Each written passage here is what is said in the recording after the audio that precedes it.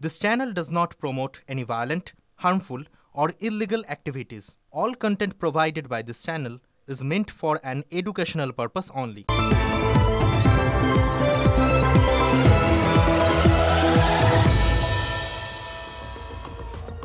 নমস্কার, টিভি9 বাংলায় আপনাদের স্বাগত জানাই। 7টা মানে সন্ধ্যে 7টা মানে সুপার প্রাইম টাইম। আজ সুপার প্রাইম টাইমে আমি শুভজিৎ রয়েছি আপনাদের সঙ্গে। আর শুরুতেই এমন একটা ছবি, এমন একটা খবর আপনাদের সামনে তুলে ধরবো। হ্যাঁ, সে খবরটা দেখলে এবং জানলে বিস্ময় তো জাগবেই। মা শারদামণির স্মৃতি বিজড়িত ভবন, সেই ভবনেও প্রমোটারের থাবা। এই ভবন দখলের চেষ্টা আটকালো কলকাতা হাইকোর্ট। মাত্র 4 ফুটের রাস্তায় প্রমোটার কিভাবে 3 তলা বাড়ির অনুমোদন পেল? 2021-এ তদারকিতে গিয়ে ছাড়পত্র দিয়েছিল পুরসভা। অভিযোগ, সব দেখার পরেও অনুমোদন দেয় পুর কর্তৃপক্ষ। এরপরই দায়ের হয় জনস্বার্থ মামলা। পুরসভার থেকে রিপোর্ট চায় হাইকোর্ট। পরে অবশ্য পুরসভাই জানিয়ে দেয় যে নির্মাণ বেআইনি। তারপর সারদা দেবীর স্মৃতি বিজড়িত এই ভবন দখলের চেষ্টা আটকে দেয় হাইকোর্ট। বিচারপতি সৌমেন সেন 1 মাসের মধ্যে বেআইনি নির্মাণ ভেঙে ফেলার নির্দেশ দিয়েছেন। মা শারদা বাগবাজারে থাকাকালীন সেখানে কাজ করতেন চন্দ্রমোহন দত্ত। একদিন মা দেখেন শিষ্যের চোখে জল। চন্দ্রমোহন জানান, বাড়ির মালিকের অত্যাচারে ছেলে মেয়েকে নিয়ে ভাড়া বাড়িতে থাকা আর সম্ভব হচ্ছে না। বাড়ির মালিক থালা বাটি ছুঁড়েছেন শিশুদের ওপর। সেই শুনে মায়ের চোখে জল আসে। এরপর ওই বাড়িটি চন্দ্রকে দান করে দেন শারদা মা। সেই বাড়ি এবার প্রমোটারের দখলে। অবশেষে সে নির্মাণ আটকানো গিয়েছে। একটু ডিটেল দেখাবো আপনাদের। আউটসাইডাররা এসে ওই প্রপার্টির উপরে আনঅথরাইজ কনস্ট্রাকশন করছিল, সেইটা প্রিভেন্ট করার জন্য আমি হাইকোর্টে একটা পিল ফাইল করেছিলাম। সেটার আজকে অর্ডার হয়েছে যে এটা আনঅথরাইজ কনস্ট্রাকশনটা ভেঙে দেওয়া। ইমোশন, এই জায়গাটা ইমোশন, মানে ইমোশনকে মারলে কষ্ট হয় না, তখন সর্বশেষের দিকে যায়। বলতে গেলে এটা হেরিটেজ জায়গা। আর দেখুন, যেটা মায়ের জায়গা কেউ ধূপ করে কোনো কিছু কেউ করতে পারে না, সেটা তো নিশ্চয়ই স্বস্তি বলে একটা বিশাল ইঙ্গিত। প্রমোটারি নিয়ে শাসক দলকে কটাক্ষ বিজেপির। এই রাজ্যের তৃণমূলের থেকে বড় প্রমোটার আর কেউ নেই। ফলে রাজ্যের সমস্ত সম্পত্তিকে করায়ত্ত করা, তাদেরকে ব্যক্তিগতভাবে ব্যবহার করা, অর্থ উপার্জন করা এই রাজ্যের সংস্কৃতি। বাড়ির বাসিন্দারা প্রশ্ন তুলছেন, যাবতীয় জিনিসপত্র যে নষ্ট হয়ে গিয়েছে তার দায় শেষ পর্যন্ত কে নেবে? ক্যামেরা রজত শিকদারের সঙ্গে শ্রাবন্তী সাহা, টিভি9 বাংলা, কলকাতা। দেখলেন পরিস্থিতি। মা শারদার স্মৃতি বিজড়িত এই ভবন, সেই ভবনেও প্রমোটারের থাবা। এই ভবন দখলের চেষ্টা কলকাতা হাইকোর্ট আটকেছে। পুরসভার কি বক্তব্য শোনাবো আপনাদের। আমাদের অভিযোগ অনেক কিছু করতেই পারে। অভিযোগের সত্যতা যাচাই করতে হয় এবং তারপরে অভিযোগের যদি সত্যতা প্রমাণ হয় আমরা যথোপযুক্ত ব্যবস্থা গ্রহণ করি। এই সম্বন্ধে কোনো দ্বিমত নেই। কিন্তু মায়ের বাড়িটা ছিল একটা এক্সেপশনাল ব্যাপার। আমরা প্রথমেই যখন মায়ের বাড়ি শুরু করি আমি নিজেই বলেছিলাম, মানে শ্রী মায়ের আশীর্বাদ নিয়ে বাংলার বাড়ি কাজের সূচনা হলো এবং এত ভালো কাজ ওটা হচ্ছে, ওখানকার মানুষজন খুব খুশি। লক্ষ্মীবারে জম্মু কাশ্মীরের পর্যটনে লক্ষ্মী লাভের আশা, তাই বাংলার মানুষকে জম্মু কাশ্মীরে যাওয়ার জন্য আহ্বান জানিয়ে গিয়েছেন জম্মু কাশ্মীরের মুখ্যমন্ত্রী ওমর আবদুল্লাহ। এমনকি পর্যটন নিয়ে মূল স্বাক্ষরের ক্ষেত্রে ইচ্ছা প্রকাশও করেছেন বাংলার মুখ্যমন্ত্রী মমতা বন্দ্যোপাধ্যায়। কিন্তু পেহেলগামের কথা মনে করিয়ে দিয়ে আগাম বিপদ ঘণ্টি বাজিয়ে দিলেন বিরোধী দলনেতা শুভেন্দু অধিকারী। আর এই নিয়ে শুরু হয়েছে রাজনৈতিক চাপান্তর। कोई बंगाली कश्मीर नहीं जाएगा, कोई बंगाली कश्मीर नहीं जाएगा। মাননীয় এলওপি, আপনি কিন্তু একেবারে টেররিস্টের মতো কথা বলছেন। কাশ্মীরের মুখ্যমন্ত্রী ওমর আবদুল্লাহর পাশে দাঁড়িয়ে বাঙালিদের ভূস্বর্গে যাওয়ার আহ্বান জানিয়েছেন মমতা বন্দ্যোপাধ্যায়। পাল্টা পেহেলগাঁওয়ের রক্তাক্ত অধ্যায় মনে করিয়ে যেখানে মুসলিমরা সংখ্যাগুরু, এমন জায়গায় বাঙালিদের ঘুরতে যেতে নিষেধ করলেন শুভেন্দু অধিকারী। কাশ্মীর না গিয়ে বাঙালি পর্যটকরা কোথায় যেতে পারেন সে বিকল্পের সন্ধানও তিনিই দিয়েছেন। काश्मीर जाना है तो जम्मू में जाओ, जहां मुसलमान आबादी ज्यादा है मत जाओ। अपने कपड़ा खुल के और सिंदूर देख के चुन चुन के मारा है। हमारा हिमाचल प्रदेश है, जाइए ना। বাংলার পর্যটকদের আপনি এই ফরমান দিতে পারেন না। টেররিস্ট এটাই চেয়েছিলেন যে কাশ্মীরের মেরুদণ্ডটাকে ভেঙে দেয়া। কেন্দ্রীয় সরকার চেয়েছিলেন কাশ্মীরের পর্যটন ফিরে আসুক, স্বাভাবিক পরিস্থিতি ফিরে আসুক। তাহলে সবটাই বিফল হয়ে গেল। গত 22শে এপ্রিল পেহেলগাঁওয়ে জঙ্গি হামলায় প্রাণ হারান 26 জন। বেছে বেছে ধর্ম জেনে নির্বিচার গুলি। তার মধ্যে ছিলেন 2 বাঙালি, পাটুলির বিতান অধিকারী ও বেহালার সমীর গুহ। সেই ঘটনার প্রভাব এখনও রয়ে গেছে বাংলার রাজনীতিতে। এই আবহেই বৃহস্পতিবার নবান্নে মমতা বন্দ্যোপাধ্যায়ের সঙ্গে বৈঠক করেন কাশ্মীরের মুখ্যমন্ত্রী ওমর আব্দুল্লাহ। এরপর মুখ্যমন্ত্রী সহ বাঙালিদের কাশ্মীরে যাওয়ার আমন্ত্রণ জানান। I love Kashmir.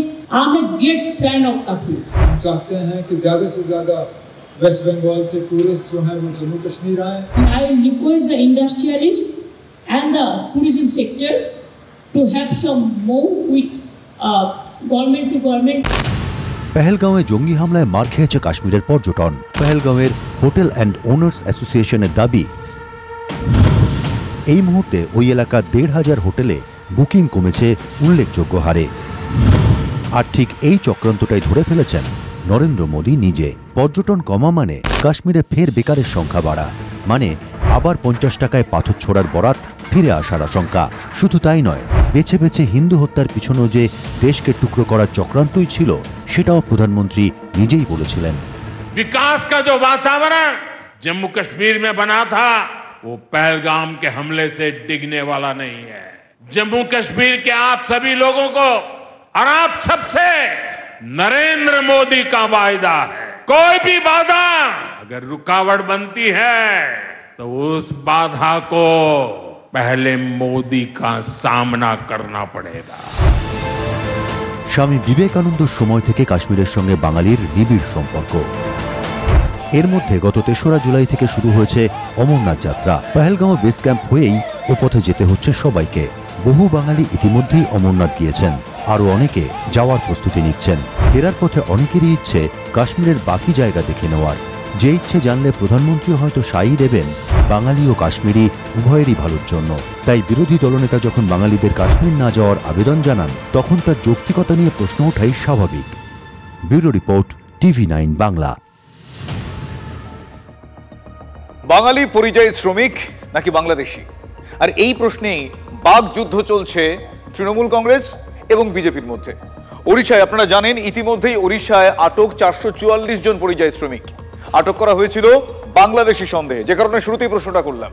ওড়িশার মন্ত্রীর বিস্ফোরক দাবি যে এর মধ্যে 335 জনেরই নথিপত্র ভুয়ো, মানে আধার কার্ড, ভোটার কার্ড সবই নাকি ভুয়ো, এবং সবাই এই রাজ্যে মানে পশ্চিমবঙ্গের বাসিন্দা। আর এই রিপোর্ট হাতে পেয়েই অনুপ্রবেশ নিয়ে বিজেপি খুব স্বাভাবিকভাবেই সরব হয়েছে।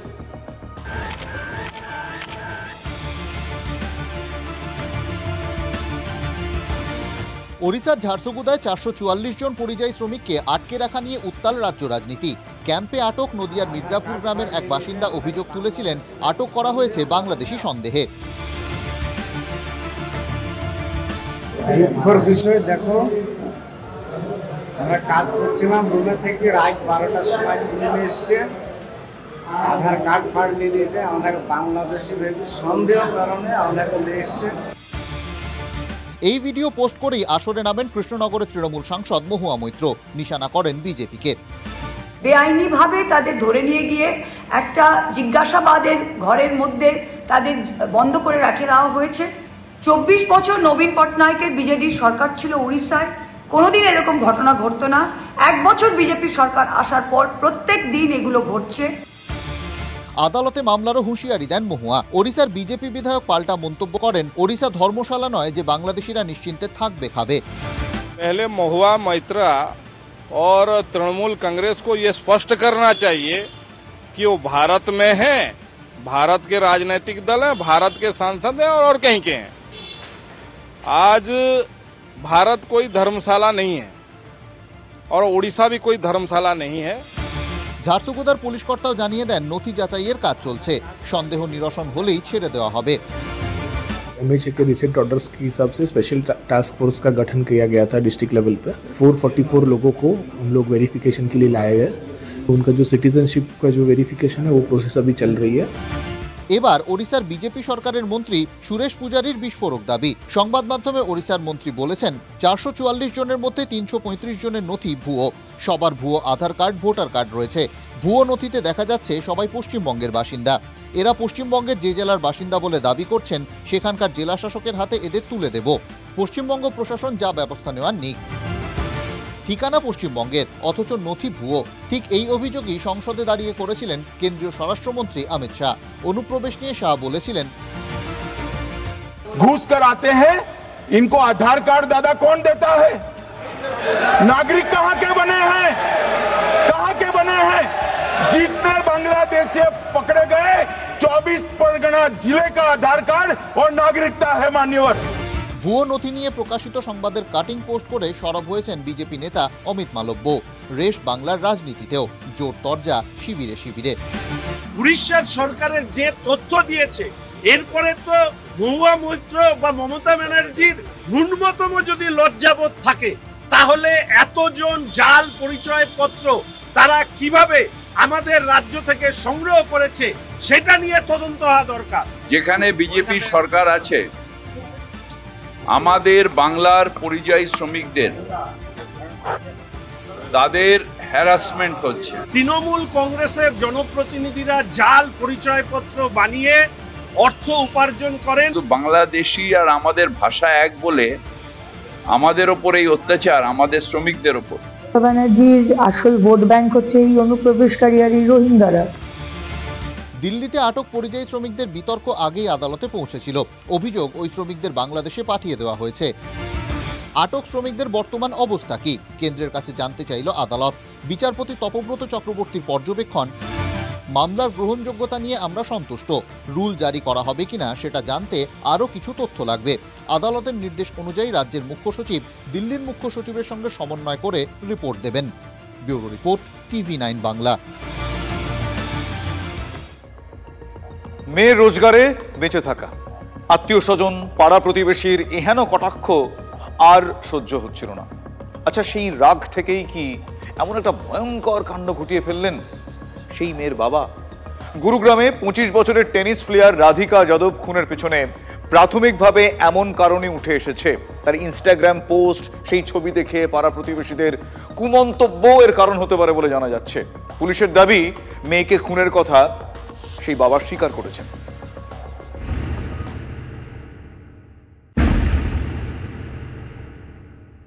মেয়ের উপার্জনে বসে বসে খান বাবা। আত্মীয় স্বজন প্রতিবেশীদের এহেন কথা সহ্য করতে পারেননি হরিয়ানার দীপক যাদব। চেয়েছিলেন মেয়ে বন্ধ করে দিক তার টেনিস একাডেমি, কিন্তু তাতে রাজি ছিলেন না রাধিকা যাদব। মেয়ে সেই নির্দেশ অমান্য করায় রাগে মেয়েকে গুলি করে খুন করে দেন বাবা। রাধিকা যাদব হত্যাকাণ্ডে এমন চাঞ্চল্যকর তথ্য উঠে এলো। বৃহস্পতিবার হাড় হিম করা ঘটনাটি ঘটেছে গুরুগ্রামে। गुरुग्राम में ये सेक्टर 57 में है, जो उसका घर है वो तस्वीरें आप साफ देख सकते हैं। यहीं पर फर्स्ट फ्लोर में राधिका रहती थी और मैं आपको बताऊं, FIR के मुताबिक जो उसके चाचा कुलदीप यादव की तरफ से जो FIR दर्ज कराई गई है, उसके मुताबिक उसके जो पिता हैं उन्होंने ही उसको गोली मारी है। প্রাথমিকভাবে জানা গিয়েছে বৃহস্পতিবার সকালে বাবা মেয়ের ঝগড়া চরমে ওঠে। বাড়িতে লাইসেন্সড পিস্তল থেকে মেয়েকে গুলি করে খুন করে বাবা। মেয়েকে লক্ষ্য করে পর পর গুলি করে বাবা। রাধিকার গলায় ও পিঠে গুলি লাগে। ফ্ল্যাটের নিচে থাকেন রাধিকার কাকা কুলদীপ। কাকা এসে দেখেন রাধিকার রক্তাক্ত অবস্থায় মেঝেতে লুটিয়ে পড়ে আছেন। রক্তে ভেসে যাচ্ছে রান্নাঘর। কাকাই রাধিকাকে নিয়ে হাসপাতালে ছুটে যান। চিকিৎসকরা রাধিকাকে মৃত ঘোষণা করেন। কুলদীপই পুলিশকে খবর দেন এবং FIR দায়ের করেন। পুলিশ এসে মৃতার বাবাকে গ্রেপ্তার করেছে। ঘটনাস্থল থেকে খুনে ব্যবহৃত পিস্তলটি উদ্ধার হয়েছে। বৃহস্পতিবার ছিল রাধিকার মায়ের জন্মদিন। মায়ের জন্য স্পেশাল কিছু বানাতেই রান্নাঘরে ঢোকেন তিনি। সেই সময় পিছন থেকে গুলি করে খুন করেন বাবা। প্রাথমিক জেরায় দীপক মেয়েকে খুনের কথা স্বীকার করে নিয়েছেন। टेनिस प्लेयर थी और फिलहाल ये कोई अपनी टेनिस एकेडमी चला रही थी। इसके पिता के द्वारा इसको गोलियां मारी गई हैं, जिसको पुलिस के द्वारा अरेस्ट कर लिया गया है और उससे पूछताछ की गई तो उन्होंने इस घटना को अंजाम देना स्वीकार किया है। मतलब जिस वक्त उसके पिता ने उसको मारा गोली से, उस वक्त घर में सिर्फ पिता, माँ और खुद राधिका, उसके अलावा कोई भी उस वक्त नहीं था। इसमें पुलिस को मालूम हुआ है कि जो मृतक है उसको 3 गोलियां कुल मिलाकर के लगी हुई हैं और एक्यूज के ब्रदर के द्वारा पुलिस की कंप्लेंट फाइल की गई है। রাধিকা হরিয়ানার হয়ে রাজ্য স্তরে টেনিস খেলতেন। মালয়েশিয়া কুয়ালালামপুরেও খেলে এসেছেন রাধিকা। তার কাঁধে চোটের জন্য সম্প্রতি খেলা ছেড়ে একটি একাডেমি তৈরি করেন রাধিকা। সেখানে ছোট ছোট ছেলেমেয়েদের টেনিসের প্রশিক্ষণ দিতেন।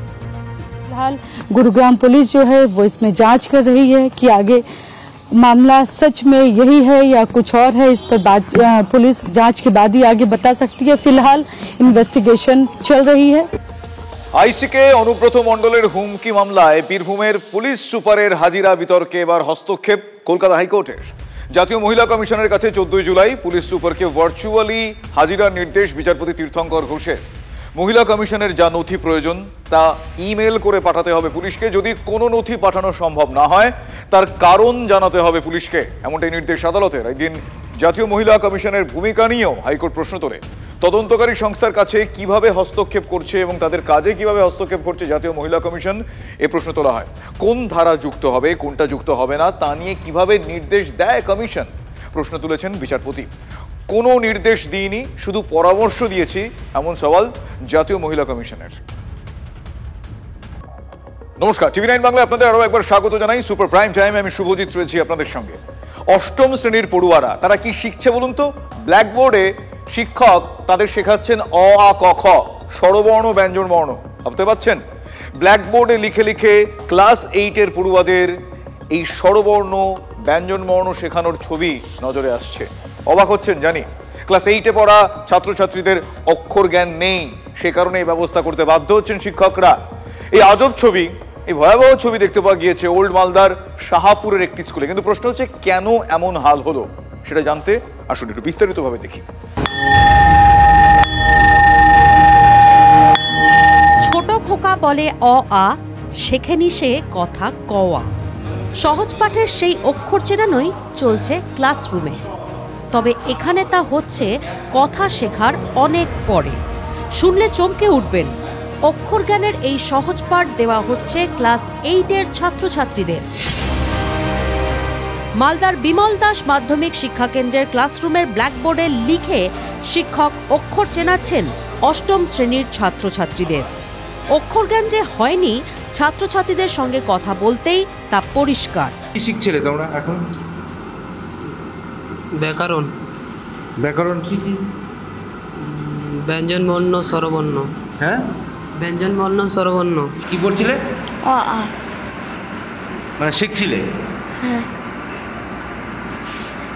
আর কি? ক খ। ক খ।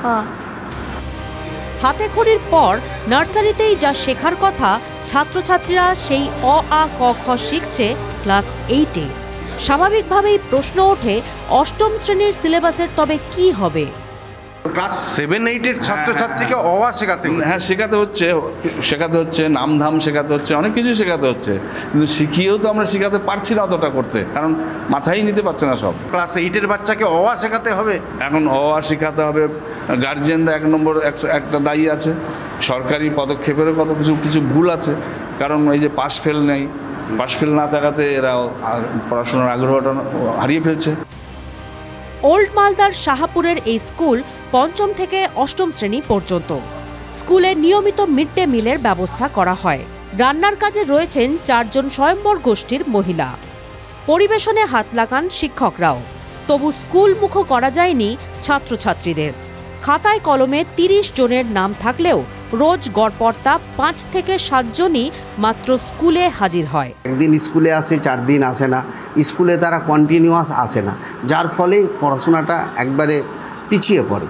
যে বাবা মা থাকছে না, নিডি ফ্যামিলি, খুবই গরিব, এরা স্কুল আসতে চাইছে না, ডেকে ডেকে আনতে হচ্ছে। বাচ্চারা আসছে না, এখন অন্য কিভাবে আমরা করবো নিজেরাই বুঝতে পারছি না। এমএসকে, এসএসকের মতো শিক্ষা কেন্দ্রগুলির এমন বেহাল দশার কথা অস্বীকার করেননি জেলা পরিষদের শিক্ষা কর্মাধ্যক্ষ। অবশ্য এই জন্য অভিভাবকদের ওপর দায় চাপিয়েছেন তিনি। শুধু স্কুলে যে সুবিধাটা মমতা বন্দ্যোপাধ্যায় দিচ্ছেন সেটা গ্রহণ করার জন্যই ওরা যাচ্ছে। স্কুলের সুবিধা বলতে বইপত্র পাচ্ছে, স্টাইপেন্ড পাচ্ছে, খাবার পাচ্ছে, হ্যাঁ, দুপুরবেলার, সেটার জন্য যাচ্ছে। অভাবের জন্য হয়তো যাচ্ছে, স্কুলে পাঠাচ্ছে, কিন্তু লেখাপড়াটা তাদের কাছে মুখ্য নয়, এটা গৌণ হয়ে যাচ্ছে।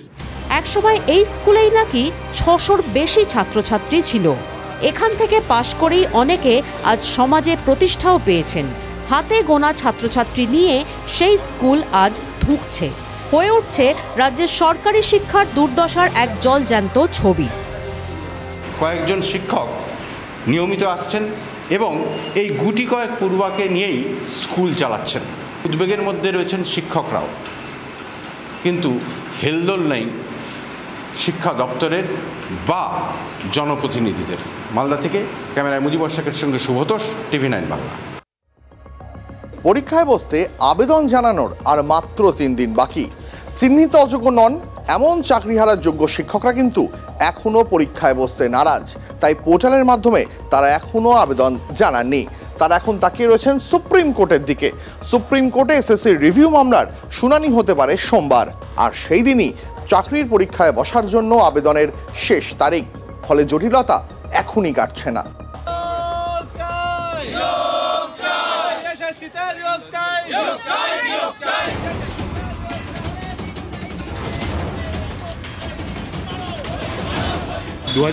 যোগ্যরা আপাতত পরীক্ষা অ্যাপ্লাই করা থেকে বিরতই থাকছে। বিরতই রয়েছি আমরা, এখনো পর্যন্ত করিনি, মানে ম্যাক্সিমামই আমরা করিনি এখনো পর্যন্ত।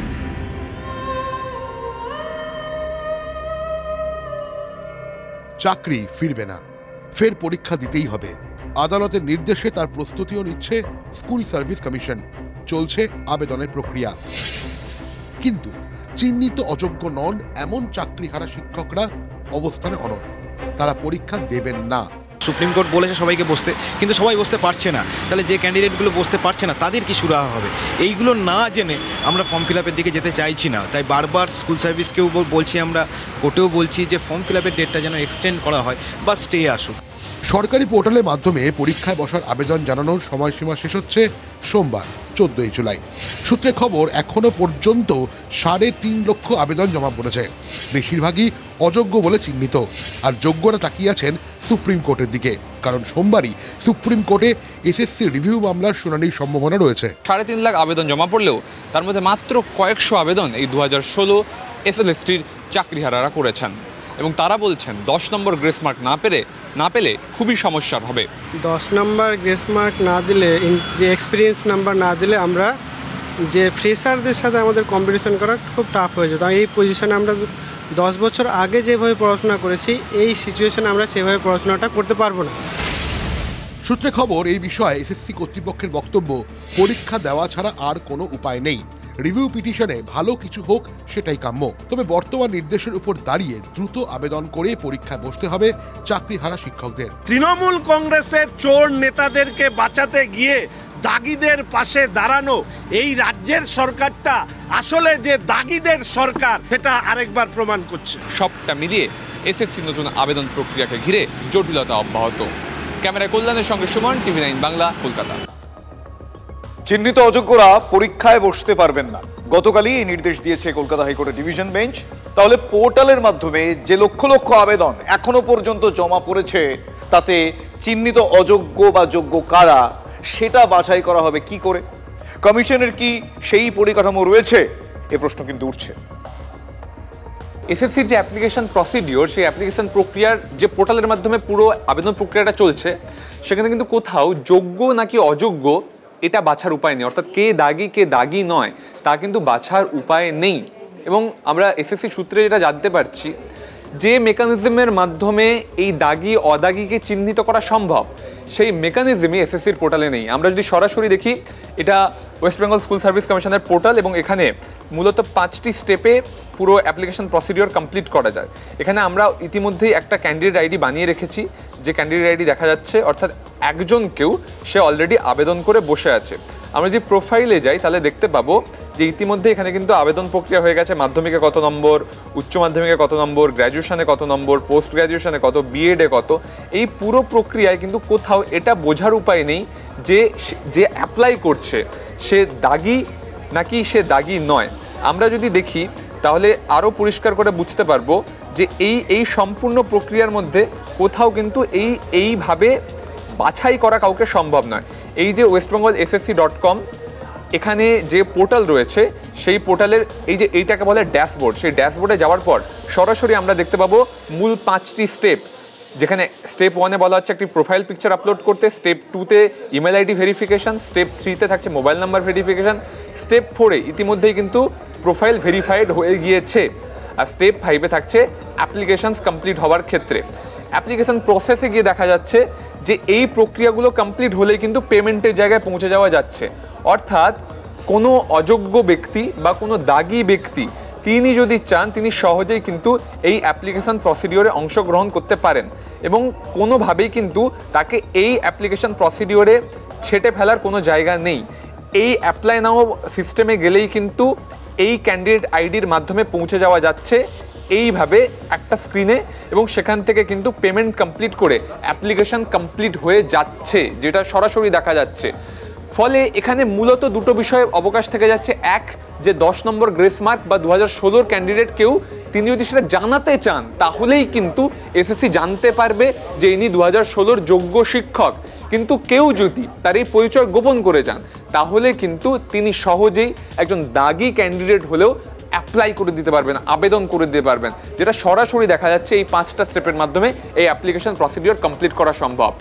এরপরে এসএসসির যে ফিল্টারাইজেশন প্রক্রিয়া থাকছে তা থাকছে একদম ভেরিফিকেশনের জায়গায়। ভেরিফিকেশনে চাইলে এসএসসি এই দাগিদের ছেড়ে ফেলতে পারে, কিন্তু তার আগে এই ওয়েবসাইটে, এই পোর্টালে হেন কোনো সুযোগ নেই যেখানে কিন্তু দাগিদের চিহ্নিত করা যাবে। ক্যামেরা অরিতের সঙ্গে সুমন, TV9 বাংলা, কলকাতা।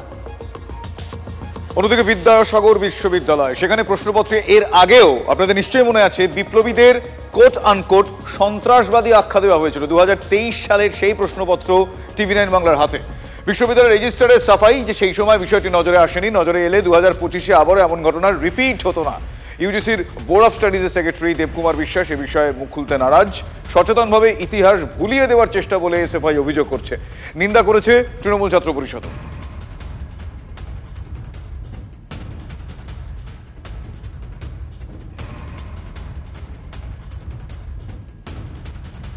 সেই প্রশ্নপত্রের ছবি আপনারা দেখছেন, যেখানে উল্লেখ করা হয়েছে সন্ত্রাসবাদী বলে, মনীষীদের সন্ত্রাসবাদী বলে উল্লেখ। TV9 বাংলার খবরের জের এবং জোর আমরা বলবো, কিভাবে বারবার একই ভুল ঘটছে সে প্রশ্ন আরও একবার উঠছে। বিদ্যাসাগর বিশ্ববিদ্যালয়ে আবারও এই ধরনের ভয়ানক ভুল কেন, সে প্রশ্ন আমরা আরও একবার রাখলাম। অন্যদিকে ভয়ে ভাঙর হয়ে গিয়েছে, রক্তাক্ত আবারও ভয়ের ভাঙর। তৃণমূল নেতাকে গুলি করে কুপিয়ে খুন করা হয়েছে। গতকাল রাতে বাড়ি ফেরার পথে রাজ্জাক খাঁকে লক্ষ্য করে গুলি করা হয়, তারপর তাকে কোপানো হয়। শওকত মোল্লা ঘনিষ্ঠকে বাইকে চেপে এসে হামলা চালানো হয়। গুলির পর ভাঙড়ের শওকত ঘনিষ্ঠকে কোপানো হয় বলে জানা যাচ্ছে। ঘটনাস্থলে ফরেনসিক টিম পৌঁছয়। শওকত মোল্লার ঘনিষ্ঠ তাকে মোটর বাইকে করে এসে গুলি চালায় দুষ্কৃতীরা, তারপর তাকে কুপিয়ে খুন করা হয়। রাজ্জাক খাঁ যার নাম, সেই সিসিটিভি ফুটেজ আপনাদের এই মুহূর্তে শুধুমাত্র TV9 বাংলার পর্দায় আপনারা দেখছেন। এক্সক্লুসিভ সেই ফুটেজ, ভয়াবহ ভয়ঙ্কর সেই ফুটেজ, ভয়ানক ভাঙরের সেই ফুটেজ। রক্তাক্ত অবস্থায় পাওয়া যায় রাজ্জাক খাঁকে। দলীয় কার্যালয় থেকে তিনি যখন বাড়ি যাচ্ছিলেন সেই সময়কার ফুটেজ। আমার সহকর্মী সৌরভ এই মুহূর্তে রয়েছে। সৌরভ, আমরা সেই ভয়াবহ ফুটেজ এই মুহূর্তে দর্শকদের দেখাচ্ছি। এখনো পর্যন্ত এই ঘটনায় আর কি কি কিনারা হয়েছে, আর কি কি সামনে আসছে? দেখো, বৃহস্পতিবার 9:45 নাগাদ এই ফুটেজ, যে ফুটেজ এক্সক্লুসিভলি TV9 এর হাতে এসেছে, এর ঠিক 15 মিনিট পরই সেই ভয়াবহ ঘটনা ঘটে চালতাবেরিয়ার রাস্তায়, যেখানে দুষ্কৃতীরা এসে রাজ্জাক খাঁকে গুলি করে এবং তাকে কুপিয়ে হত্যা করে যে অভিযোগ উঠেছে, তার প্রেক্ষিতে এই ফুটেজ। এবং সেখানে দলীয় বৈঠক ছিল, সেই দলীয় বৈঠক শেষে তিনি এই উল্টো দিকে, ঠিক পার্টি অফিসের উল্টো দিকে এক ব্যবসায়ীর কাছে যান এবং তার খোঁজ করেন। তার খোঁজ না পেয়ে তিনি বাড়ির পথে রওনা হন। তার মধ্যেই এই ঘটনা। এখনো পর্যন্ত শুভজিৎ, তোমাকে জানিয়ে রাখি যে ময়নাতদন্তের পর এখনো পর্যন্ত দেহ এসে পৌঁছয়নি। ফলে বিকেল 4টের সময় যে কর্মসূচি হওয়ার কথা ছিল সেটা এখনো সম্ভব হয়নি সংগঠিত করা। ধন্যবাদ সৌরভ।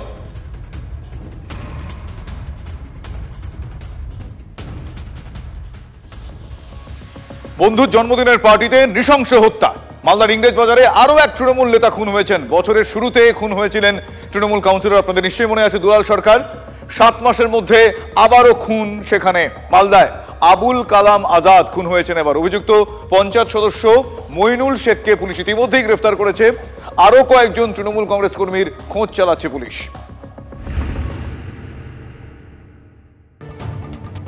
মালদায় একের পর এক তৃণমূল নেতা খুন হচ্ছেন। আবারও ইংরেজ বাজার জমির দখলদারি নিয়ে বিবাদের জেরে খুন ইংরেজ বাজারের লক্ষ্মীপুরের তৃণমূল নেতা আবুল কালাম আজাদ। বৃহস্পতিবার রাতে বন্ধুর জন্মদিনে গিয়েছিলেন আবুল কালাম। অভিযোগ, বন্ধ ঘরে পিটিয়ে কুপিয়ে খুন করা হয় আবুল কালামকে। অভিযোগ পঞ্চায়েত সদস্য মইনুল শেখের বিরুদ্ধে। পুলিশ মইনুল শেখকে গ্রেপ্তার করে। জমির দখলদারি নিয়ে দুপক্ষের মধ্যে গোলমাল চলছিল। নিহতের বিরুদ্ধেও জোর করে জমি দখল, জাল সার্টিফিকেট, জাল দলিল বানিয়ে জমি দখলের অভিযোগ রয়েছে। শুধু তাই নয়, নিহত আবুল কালামের বিরুদ্ধে বাবা ছেলেকে মৃত বানিয়ে জমি দখলের অভিযোগ রয়েছে। অভিযুক্ত মইনুল এবং নিহত আবুল কালাম একসময় একসঙ্গেই জমির ব্যবসা করতেন। সেই নিয়েই বিবাদ কিনা খতিয়ে দেখছে পুলিশ। পরিবারের যাবতীয় অভিযোগ মইনুলের বিরুদ্ধে। মাইনুল এবং মাইনুলের ছেলে নেতৃত্ব দিয়ে লড়াই মার্ডার করে। আমার ছেলের পার্টনার ছিল মাইনুল, লক্ষ্মীপুরে। আজমুল আছে বানিয়া গ্রামের, আরো কয়েকজন আছে। আবুল কালাম আজাদ আমার ভাগনা, ওর এরিয়াতে এসে বিজনেস করছে, তার প্রভাবটা হয়তো কমে যাচ্ছে, তাকে সেখানে বিজনেস করতে দিবে না, এইভাবে তাকে হুমকি দেওয়া হয়। তৃণমূল হতে পারে সবাই। অভিযুক্ত মইনুল শেখের বিরুদ্ধেও কম অভিযোগ নেই। অভিযুক্ত মইনুল শেখ একসময় ইংরেজবাজার পঞ্চায়েত সমিতির সদস্য ছিলেন। পঞ্চায়েত নির্বাচনের সময় তৃণমূলের টিকিট না পেয়ে কংগ্রেসে যোগ দেন। কংগ্রেসের টিকিটে লক্ষ্মীপুর গ্রাম পঞ্চায়েতে জয়লাভ করেন। পরবর্তী সময় আবার তৃণমূলেই যোগ দেন। তৃণমূল জেলা সভাপতি, মুখপাত্র সহ জেলার দলের তাবর তাবর নেতাদের সঙ্গেই তার নিবিড় সখ্যতা। যদিও তৃণমূল ব্লক সভাপতির দাবি, মইনুল তৃণমূলের কেউ নন। শেখ ও কংগ্রেস থেকে জিতেছে, ওকে কিন্তু ব্লক প্রেসিডেন্টের নিয়মে জয়েন করানো দরকার, কিন্তু আমি ওকে জয়েনিং করাইনি। ও তৃণমূলের ঝান্ডা নিয়ে এদিক ওদিক যাচ্ছে, আমি জানি না কে বা কারা ওকে জয়েন করেছে। তৃণমূল জেলা সভাপতি আবার অন্য যুক্তি দিলেন। মহিলা ঘটিত কারণেই নাকি খুন হয়েছেন আবুল কালাম। মহিলা ঘটিত কোনো ঘটনা ছিল, এর সাথে দলের কোনো সম্পর্ক নেই। দলের সাথে কোনোভাবে দলের কেউ জড়িত আছে কিনা আমরা জানি, পুলিশ তদন্ত করবে। চলতি বছরের জানুয়ারিতে খুন হন ইংরেজবাজারে তৃণমূল কাউন্সিলর দুলাল সরকার। জানুয়ারিতেই কালিয়াচকে মাথা থেঁতলে খুন করা হয় তৃণমূল কর্মী হাসা শেখকে। মানিকচকে খুন হন তৃণমূল কর্মী। শাসক দলের গোষ্ঠীদ্বন্দ্বের জেরেই এই পরিণতি, বলছেন বিরোধীরা। মাটির ব্যবসাকে কেন্দ্র করে বড় মুনাফা, তার ভাগাভাগিকে কেন্দ্র করে এদের মধ্যে গন্ডগোল বাঁধছে। ইললিগাল ব্যবসা করছে, জমি জায়গার ব্যবসাগুলো, তাদের সেই মুনাফার লাভের ভাগাভাগির গন্ডগোল থেকে এই ঘটনা ঘটেছে। যেটা দেখা যাচ্ছে, নৃশংসভাবে নির্মমভাবে তৃণমূল নেতা কর্মীরা খুন তো হচ্ছেই, কিন্তু খুনের মোটিভের ক্ষেত্রে দেখা যাচ্ছে জমি মাফিয়াদের যোগ এবং মোটা টাকার লেনদেনের ঘটনা। আর এই জায়গা থেকেই চরম মর্মস্থিতিতে এই মুহূর্তে মালদা জেলা তৃণমূল। মালদা থেকে ক্যামেরায় মুজিবর শেখের সঙ্গে শুভতোষ, TV9 বাংলা।